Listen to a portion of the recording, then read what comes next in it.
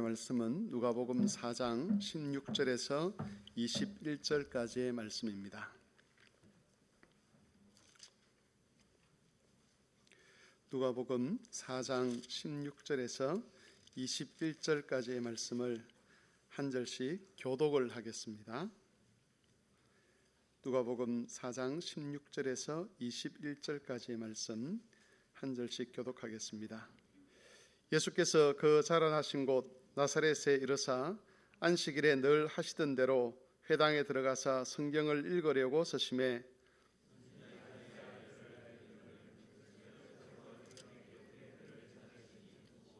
주의 성령이 내게 임하셨으니 이는 가난한 자에게 복음을 전하게 하시려고 내게 기름을 부으시고 나를 보내사 포로된 자에게 자유를 눈먼 자에게 다시 보게 함을 전파하며 눌린 자를 자유롭게 하고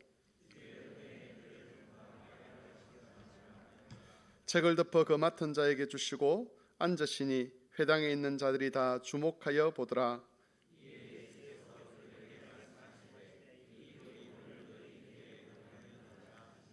아멘. 2023년을 보내고 또 2024년 새해를 맞이하면서 예배로 한 해를 보내고 또 예배로 새해를 맞이할 수 있게 하심을 진심으로 하나님께 감사하게 됩니다. 우리가 삶의 마디에서 하나님을 기억한다는 것은 저절로 되는 일은 아닐 것입니다. 삶의 마디라는 것은 하루 또는 한 주, 한 달, 1년 이런 식으로 우리 인간들이 임의로 구분한 그런 시간들이죠. 이런 시간들의 마디에 서서 지난 날을 하나님의 말씀으로 돌아보고 또 새로운 날을 하나님 말씀으로 그렇게 설계한다는 것은 정말 저절로 되는 일이 아니죠. 아마 많은 사람들이 내일 새벽에 떠오르는 태양을 보기 위해서 해돋이하기 좋은 명소들을 찾고 있을 것입니다. 날씨가 좋지 않아서 해를 보기 어렵다는 일기예보가 있음에도 불구하고 사람들은 그곳에서 떠오르는 해를 보면서 뭔가를 새롭게 다짐을 하려고 하고 새로운 일을 꾸며 보려고 합니다. 그런 사람들에게는 그것이 삶이 마디에서 지난 시간을 정리하고 새로운 시간을 계획하는 방법입니다. 아마 우리가 하나님의 은혜를 제대로 알지 못했다면, 하나님께서 인생의 주권자라는 것을 알지 못했더라면 우리도 그런 식으로 새 한 해를 정리하고 새해를 맞이하는 방법을 사용했을 것입니다. 따라서 우리가 지금 자원하는 마음으로 이 자리에 앉아 있다는 것, 오늘 장로님 기도하신 대로 우리의 삶에서 하나님의 말씀에 주목하는 그런 시간을 가진다는 것은 이미 우리가 하나님의 은혜를 받았다는 증거라고 할 수 있습니다. 하나님의 은혜가 그 마음에 없는 사람, 하나님을 사랑하지 않는 사람은 이런 시간에 여기 앉아 예배하지 않는다는 겁니다. 지나간 한 해를 돌아보면 감사해야 될 일들이 참 많습니다. 그 중에 가장 기뻐해야 될 것 중에 하나는 우리 마음속에 하나님을 기억할 수 있도록 해주신 것, 또 자원하는 마음으로 하나님께 예배할 수 있도록 해주신 것, 이것이 무엇보다도 감사한 제목이라고 할 수가 있습니다. 새해가 되면 우리는 늘 새로운 것을 원합니다. 우리의 삶이 새로워지기를 원하고 우리의 환경이 새로워지기를 원하고 특별히 우리가 새로운 사람이 되기를 원하는 것이지요. 오늘 이 시간에는 우리가 새롭게 된다는 것이, 특별히 그리스도인들에게 새롭게 된다는 것이 무엇인가 하는 것을 성경 전체를 통해서 구체적으로 한번 살펴보려고 합니다. 또한 다음으로는 우리를 새롭게 하는 힘이 어디서부터 나오는지를 오늘 읽은 이 성경 본문의 말씀을 통해서 살펴보고자 합니다. 먼저 그리스도인들이 새롭게 된다는 것이 구체적으로 무엇을 가리키는가 하는 것을 살펴보겠습니다. 성경에는 새롭게 되는 것에 관해서 많은 가르침들이 있습니다. 어떤 곳에서는 우리가 새로운 옷을 입어야 된다라고 말씀하기도 하고, 또 어떤 곳에서는 우리가 새로운 피조물이 되었다라고 가르치기도 합니다. 또 어떤 말씀에서는 옛 사람을 벗어버리고 새 사람을 입어라라고 명령을 하기도 합니다. 새해가 되면 이런 말씀들이 유독 우리 눈에 자주 들어오지요. 이것은 아마 우리가 새해라는 것을 기점으로, 이 삶의 마디를 기점으로 더 나은 삶, 더 나은 그리스도인이 되고 싶은 마음이 있기 때문에 그럴 것입니다. 해가 바뀌는 것을 기점으로 삼아서 내년에는 좀 더 나은 그리스도인, 내년에는 좀 더 하나님께 합당한 그리스도인이 되고 싶은, 새로운 그리스도인이 되고 싶은 그런 마음들이 우리들에게 다 있다는 것이죠. 그렇다면 성도 여러분, 그리스도인이 새롭게 된다는 것은 구체적으로 무엇을 가리키는 표현이겠습니까? 또 새로운 생활이라는 것은 구체적으로 어떤 생활을 가리키는 것이겠습니까? 여기에 대해서는 여러 가지 답을 할 수가 있습니다. 여러 가지 답이라고 했지만 사실은 이 말은 답이 여러 개 있다는 그런 뜻은 아닙니다. 답은 하나가 있죠. 다만 이 하나의 답을 여러 가지 방식으로 표현을 할 수가 있습니다. 예를 들면 새로워진다는 것은 예수님을 닮는 것을 의미합니다. 생각이 새로워지고 삶이 새로워질수록 우리의 모습은 예수님을 닮아가게 될 겁니다. 또 새로워진다는 것은 어떤 면에서 자라간다는 그런 뜻이 될 수도 있습니다. 하나님께서 우리를 거듭나게 하신다는 것은 영적으로 본다면 어린 아이가 태어나는 것과 같습니다. 생명이 태어나면 반드시 자라가야지요. 만일 자라지 않는 생명이라면 그 생명은 뭔가가 잘못된 것입니다. 그러므로 거듭난 성도라면 반드시 자라가야만 하는데 이 자라가는 것이 새로워진다는 한 측면이라고 볼 수 있는 겁니다. 그런 여러 가지 표현들을 할 수 있지만 오늘 이 시간에 저는 이 새로움이라는 것을 거룩이라는 말로 표현을 해보고자 합니다. 새로워지는 것은 거룩해지는 겁니다. 또 경건해지는 것이라고 그렇게 표현할 수도 있겠습니다. 우리가 하나님 앞에서 새로운 삶을 살려고 한다는 것은 결국 그것이 거룩해지기를 원한다는 것이고 경건해지기를 원한다는 것과 같은 말이 되는 것이죠. 우리가 새로워지면 새로워질수록, 특별히 그리스도인들이 새로워지면 새로워질수록 그 그리스도인들의 삶은 거룩한 삶이 될 것이고 경건한 삶이 될 것입니다. 여러분들은 어떻게 느끼고 계실지 모르겠지만 이런 용어들, 거룩이라는 용어들, 경건이라는 이런 용어들은 오늘날 기독교회에서는 크게 다루어지지 않는 말들입니다. 이런 말들이 중요하게 다루어지지 않는다는 것은 그만큼 거룩과 경건에 관한 관심들이 사라지고 있다는 것이죠. 희미해지고 있다는 뜻입니다. 하나님의 말씀이 왕성하고 복음이 힘을 가지고 있을 때는 교회 안에서 이런 것들이 성도들의 신앙에 있어서 아주 중요한 관심거리로 여겨졌습니다. 그리고 신앙에 있어서 신앙을 지켜가는 데 있어서 반드시 필요한 것이라고 그렇게 여겨졌습니다. 그런데 현대에 와서는 이 용어 자체가 완전히 사라진 것은 아니지만 이것이 성도의 믿음의 사활을 좌우하는 것이라고 여기는 그런 경향들은 점점 줄어들고 있다는 것이죠. 대신 사람들이 다른 것에 관심을 가집니다. 거룩해지기 위해서 죄가 무엇인가를 알아가기를 원하고 그 죄에 대해서 회개하기를 원하는 그런 사람들을 가리켜서 율법주의다라고 하는 그런 비난이 쏟아지는 것이 바로 이 시대의 우리 기독교회의 모습들입니다. 여러분, 우리가 거룩하기를 원하고 경건하기를 원하는데 이 거룩한 삶을 위해서는, 경건한 삶을 위해서는 반드시 필요한 것이 있습니다. 그게 뭐냐면 우리가 흔히 말하고 있는 개인 경건 생활입니다. 기도라든지 성경 묵상이라든지 전도라든지 하는 이런 개인 경건 생활이 있어야만 우리의 삶이 거룩해질 수 있다는 것이죠. 앞으로 다시 돌려서 이야기한다면 우리가 정말 새로운 한 해를 준비하면서 새로운 삶을 살고 싶으면 어떤 식으로 살아야 하느냐? 개인 기도 시간을 가져야 되고 개인적으로 성경을 묵상하는 시간을 가져야 되고 개인적으로 전도하는 시간, 봉사하는 시간을 가져야만 새로운 삶이 가능하다는 겁니다. 만일 우리가 그런 삶을 살지 아니하고 구체적으로 그런 일들을 하지 않으면서 새로워지고 싶다, 난 새로운 삶, 새로운 그리스도인으로 거듭나고 싶다, 그런 식으로 아무리 구호를 외쳐도 우리의 삶이 이전과 결코 달라지지 않는다는 겁니다. 제가 처음 대학에 갔을 때에 저희 선배들로부터 배웠던 두 가지 생활 원칙이 있었습니다. 하나는 No 큐티, No 블랙퍼스트. 다시 말하면 아침에 큐티를 하기 전에는 아침 식사를 하지 않는다는 이런 구호였습니다. 그리고 또 하나 구호가 있었는데 No pray, No lunch. 기도를 하지 않으면 점심을 먹지 않는다. 그때 제 선배들은 점심시간에 10분 이상씩 기도하는 운동을 했습니다. 그래서 그 기도를 하지 않으면 점심을 먹지 않는다라는 그런 구호를 가졌습니다. 이 두 가지 구호, 큐티를 하지 않으면 아침을 먹지 않겠다, 기도를 하지 않으면 점심을 먹지 않겠다는 이런 구호를 지키기 위해서 많은 제 동료들이 아침을 굶기도 하고, 왜냐하면 큐티를 하지 못했기 때문에 아침을 일부러 굶은 것이지요. 내일 그렇게 굶지 않으면 내일도 역시 큐티를 하지 않을 거라는 그런 생각 때문에 배를 굶어가면서 그렇게 큐티에 집중하고 기도에 집중했던 그런 시간들이 있었습니다. 이것을 실천하는 것을 하루의 중대한 과제로 삼았습니다. 그런 경건 생활을 통해서 죄를 알아가고 자기 안에 있는 죄를 찾고, 그리고 그 죄와 싸우고 그 죄를 짓지 않기 위해서 애를 쓰고 하나님이 기뻐하시는 것을 하면서 살아가는 것, 그것을 가장 중요한 그리스도인의 삶의 원칙으로 삼았습니다.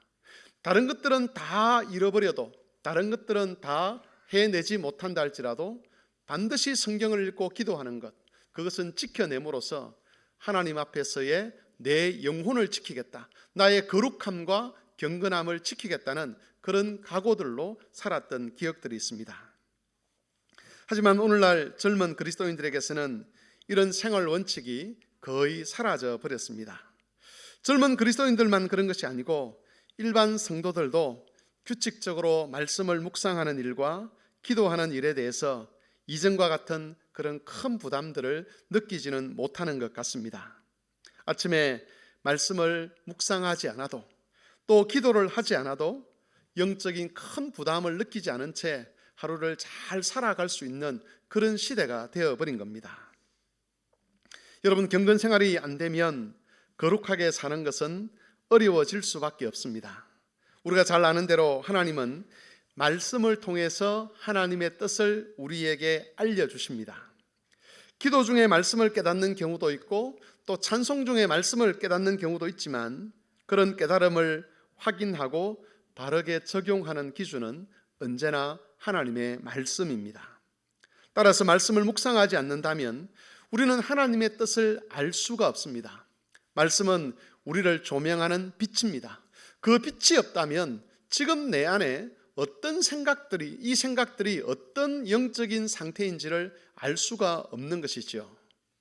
우리는 죄에 대한 경각심을 많이 가지고 있지 않지만, 그러나 우리 자신이 죄인이라는 것에 대해서는 누구나가 다 인정하고 있습니다.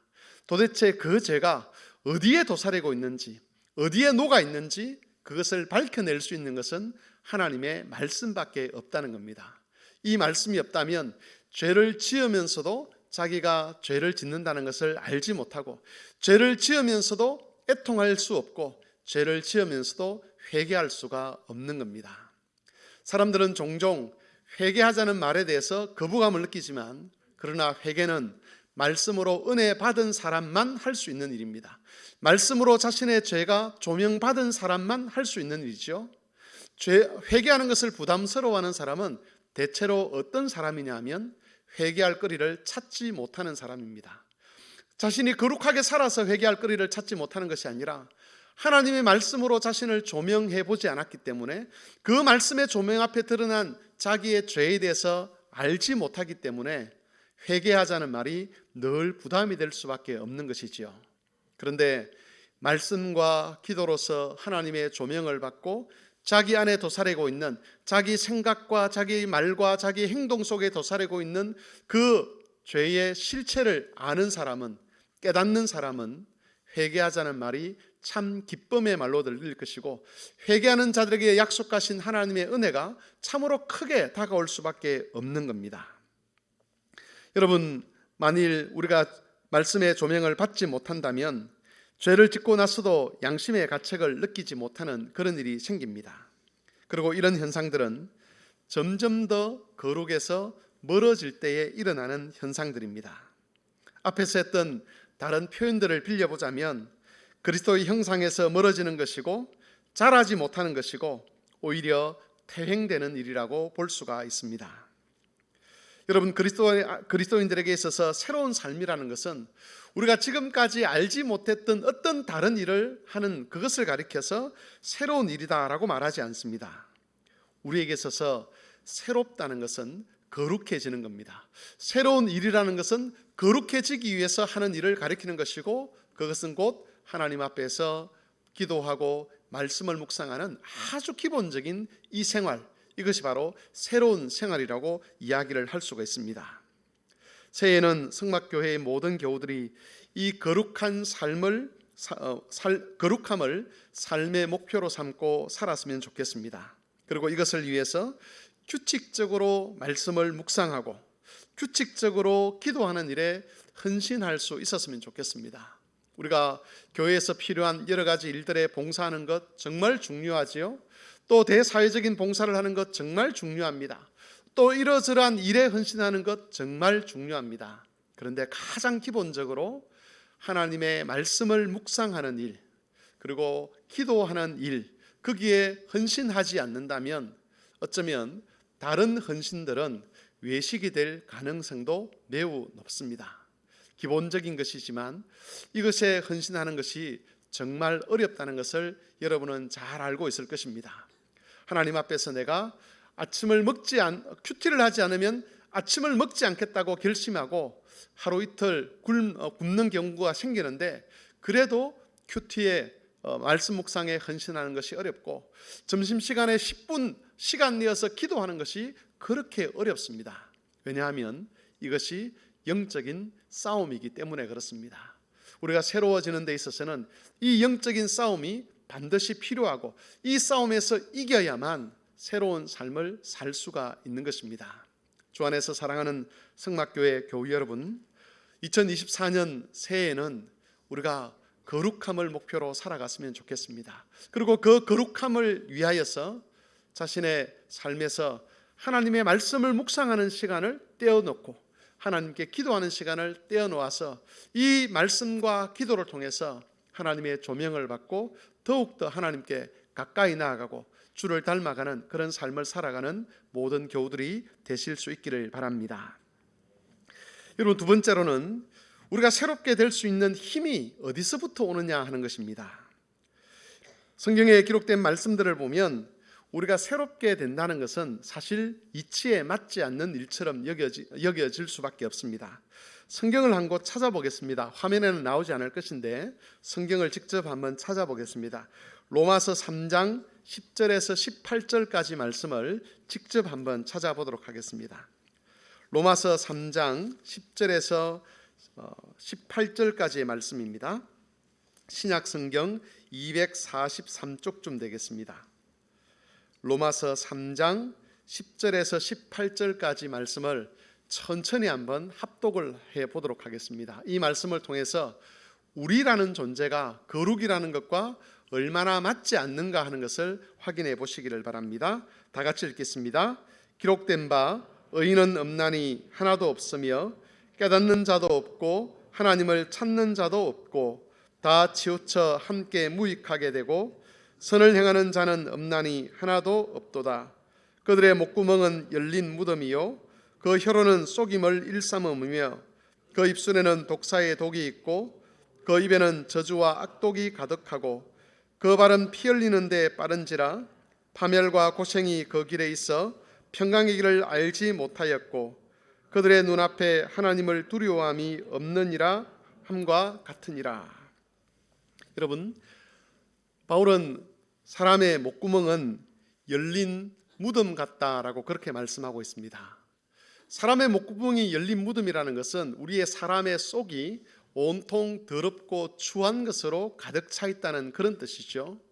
무덤을 열면 거기에는 썩은 시체밖에 보이지 않고 시체 냄새밖에 맡을 수가 없습니다. 그런 것처럼 우리의 이 목구멍, 이 우리의 속, 그것은 오염되어 있고 더럽혀져 있다는 그런 말입니다. 사람의 입에는 저주와 악독이 가득합니다. 사람의 발은 거룩한 일에는 더디고 피 흘리는 일, 악을 행하는 일에는 아주 재빠르다라고 그렇게 말씀하고 있습니다. 로마서에 있는 이 말씀은 한마디로 사람이라는 존재는 거룩이라는 것과 전혀 어울리지 않는 존재다, 그런 뜻입니다. 여러분, 이런 상황에서 우리가 거룩해지기 위해서, 새로워지기 위해서 결단을 한다고 해서 과연 우리가 거룩해질 수 있겠는가 하는 의문이 생길 수밖에 없습니다. 가족들이나 교회 지체들이 새로운 피조물이 될 수 있도록 기도하는 것, 그들이 새로운 마음을 갖고 새로운 삶을 살도록 기도하는 것이 과연 열매를 맺을 수 있겠는가 의구심을 가질 수밖에 없는 것이지요. 만일 사람의 능력만 가지고 거룩해지라고 한다면 그것은 불가능할 수밖에 없습니다. 사람이라는 존재는 스스로는 하나님 앞에서 새롭게 되고 거룩하게 되고자 하는 소원을 가질 수가 없습니다. 혹 그런 소원을 가진다 할지라도 실제로 그 소원을 추진해 갈 만한 힘이 없지요. 하물며 우리가 누군가를 위해서 기도한다고 해서 그 사람들이 새로워지는 일도 일어날 수가 없는 겁니다.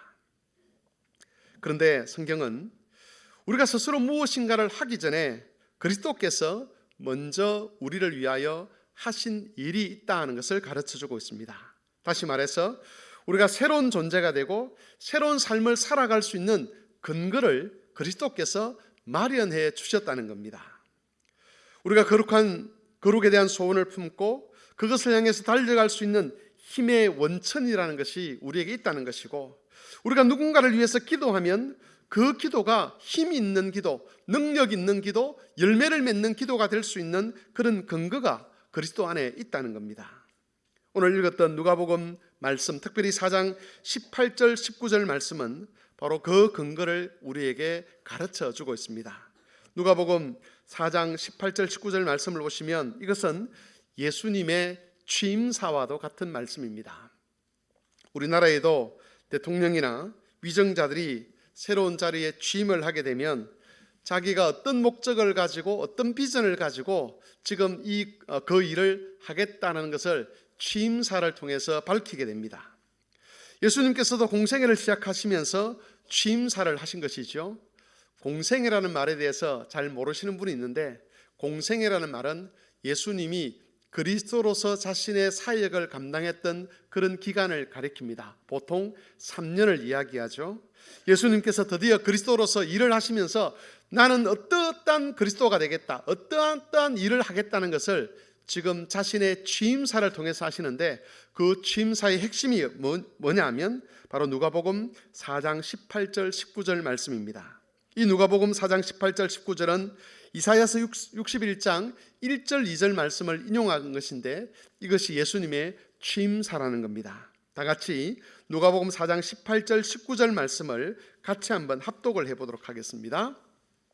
다 같이 읽겠습니다. 시작.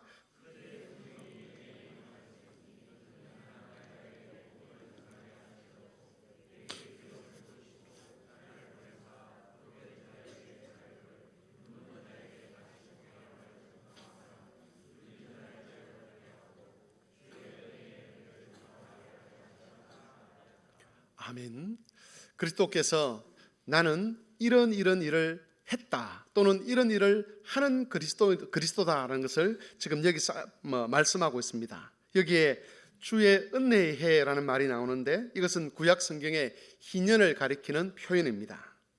이스라엘 백성들이 가나안 땅을 차지했을 때 하나님께서는 각 지파와 가정의 수와 상황에 따라서 땅을 공평하게 분배하도록 하셨습니다. 그리고 그것을 하나님의 기업이라고 말씀하셨습니다. 하나님이 주신 땅이라는 것이죠.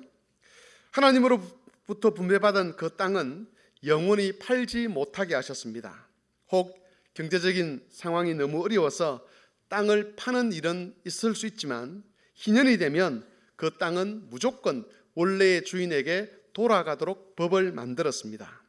이처럼 희년에는 땅을 그 원래 주인에게로 돌아가도록 해서 그 땅의 주인이 하나님의 안식을 누리는 일에 있어서 소외받지 않도록 법을 만들었습니다.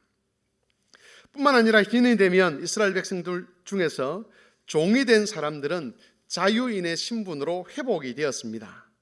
경제적인 이유 때문에 다른 사람의 종이 되는 그런 사람들이 있었는데, 그런 경우에 희년이 되면 아무런 조건 없이 그 종을 해방시켜서 자유인이 되게 한 것이죠. 땅을 원래의 상태로 회복시키고 그 사람의 신분을 원래 상태로 회복시켜서 하나님 백성으로서 하나님이 주신 안식, 약속하신 안식을 그 가나안 땅에서 누려갈 수 있도록 하는 것이 바로 희년이었습니다.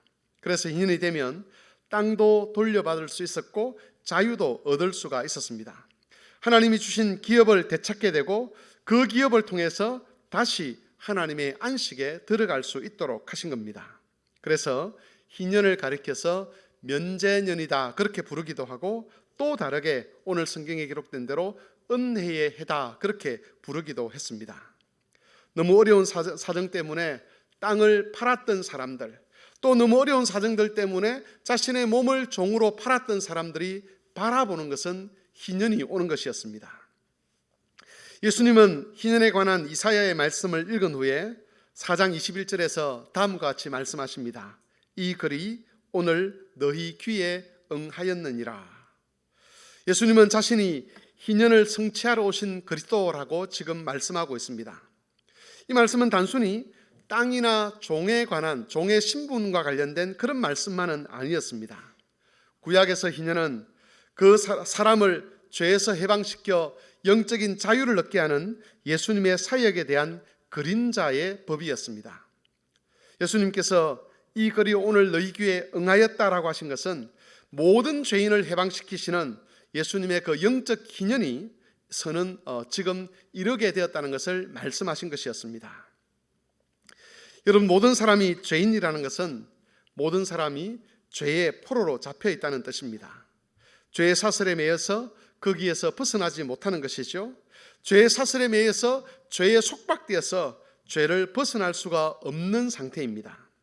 죄의 종이 되어서 죄가 가르치는 것, 죄가 지시하는 것 외에는 다른 것을 할 수 없는 그런 상태에 있는 인간을 가리켜서 죄인이다라고 부르는 것입니다.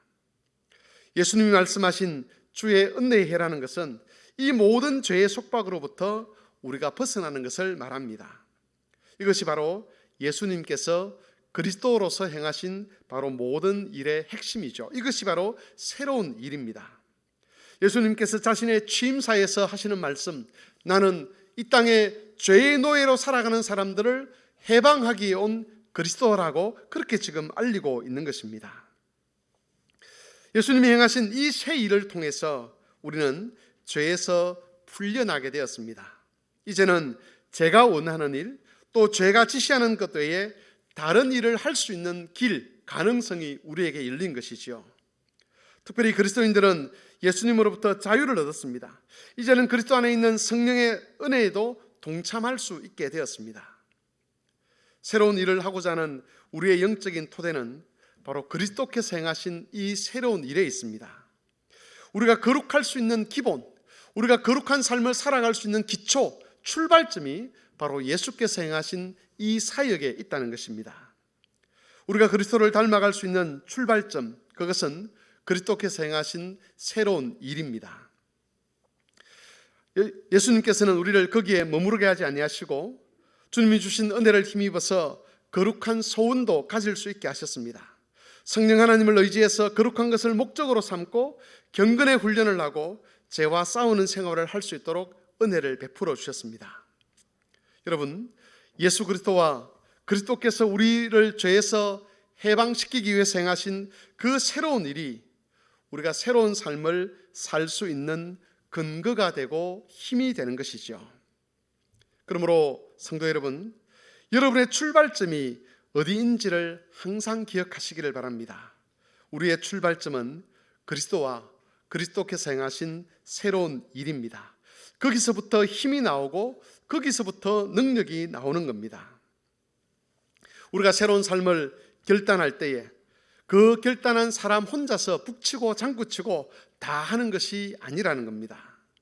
우리가 새로운 일을 시작하는 거기에는 그리스도께서 함께 하십니다. 거기에 그리스도께서 함께 하시면서 우리의 결단을 지지해 주시고 우리의 각오가 헛되지 않도록 우리를 도와주시는 겁니다. 우리가 지금까지 많은 결단을 했지만, 특별히 경건에 이르기 위해서 많은 결단을 했지만 자주 실패한 경험들이 있을 것입니다. 2024년 새로운 한 해를 맞이하면서 하나님 앞에서 가졌던 구호, 하나님 말씀을 묵상하지 않으면 아침을 먹지 않겠다, 기도하지 아니하면 점심을 먹지 않겠다는 이런 구호를 가지고 시작하지만 우리의 연약함 때문에 자주 실패하는 일들이 있을 겁니다. 각오를 하고 결심을 했는데도 그 각오와 결심이 작심삼일로 끝나는 그런 경우들도 많을 것입니다. 그런데 여러분, 만일 우리 혼자서 일을 한다면 그런 결단의 실패는 그야말로 실패로 끝이 날 것입니다.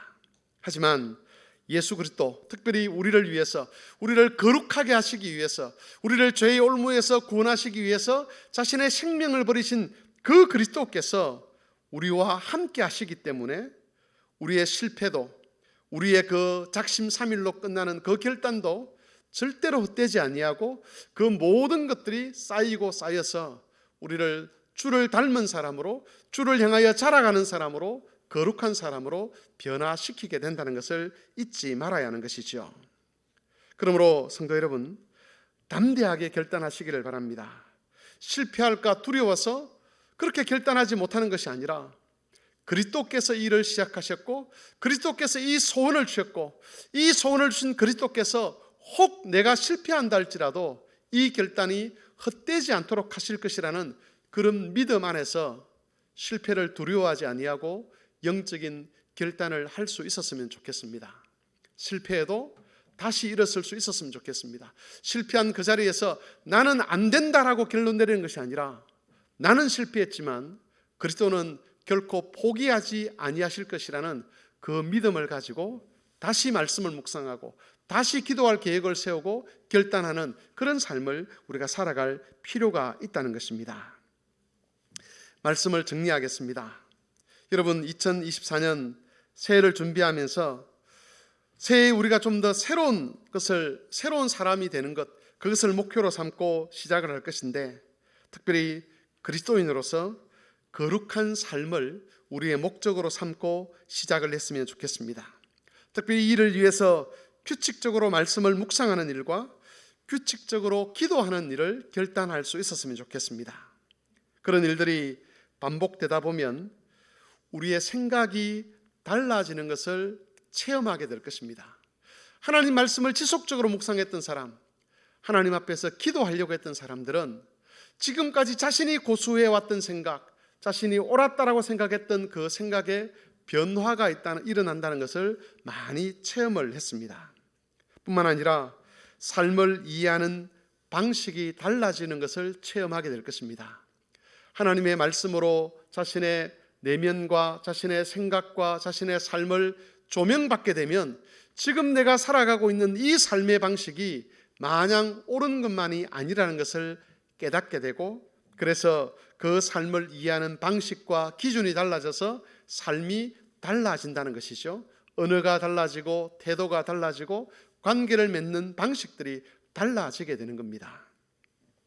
뿐만 아니라 이런 것들이 반복되게 되면 여러분, 죄에 대한 우리의 감각들이 새롭게 살아나게 됩니다.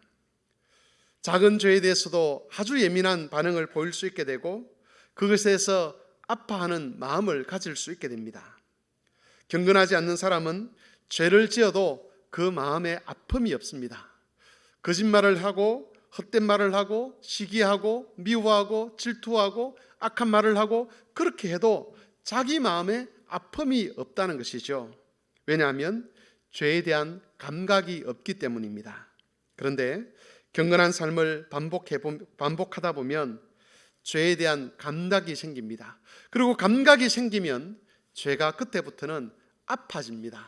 하나님 앞에서 자신의 마음이 아프게 되고 그 아픈 마음으로 하나님 앞에 나아가서 애통하게 되는 것이죠. 여러분, 죄에 대한 두려움도 바로 경건의 훈련에서부터 시작이 되는 겁니다. 여러분, 앞에서 말씀드린 것처럼 이 일은 우리 혼자 하는 일이 아닙니다. 이 일은 그리스도께서 시작하신 새로운 일입니다. 그리스도께서 우리에게 영적인 희년을 선포해 주셨습니다. 더 이상 죄가 우리에게 소유권을 주장할 수 없게 하셨고 죄의 사슬이 우리에게 소용없게 만드셨습니다. 이제는 마음껏 주를 향해서 거룩한 소원을 가질 수 있게 되었고 실제로 거룩한 삶을 향해서 나아갈 수 있게 되었습니다. 이 진리를 기억하시고 2024년 한 해는 정말 하나님 앞에서 거룩을 회복하는 새로운 삶이 되었으면 좋겠습니다. 말씀을 묵상하지 아니하면 아침을 먹지 않겠다, 기도하지 아니하면 점심을 먹지 않겠다 결단을 세우고, 혹 그것이 안 된다 할지라도 하나님 앞에서 반복적으로 이 삶을 시도한다면 하나님께서 우리에게 약속하신 은혜를 베풀게 될 것이고, 이런 훈련과 실패와 또 결단과 훈련과 실패와 이런 과정들을 통해서 우리 영혼은 점점 더 새로워지게 될 것이고 하나님께 합당한 사람이 되어갈 것입니다. 이 모든 말씀을 기억하셔서 거룩을 향해서 믿음의 선한 싸움을 싸우는 모든 성막의 교우들이 되시기를 바랍니다. 여러분,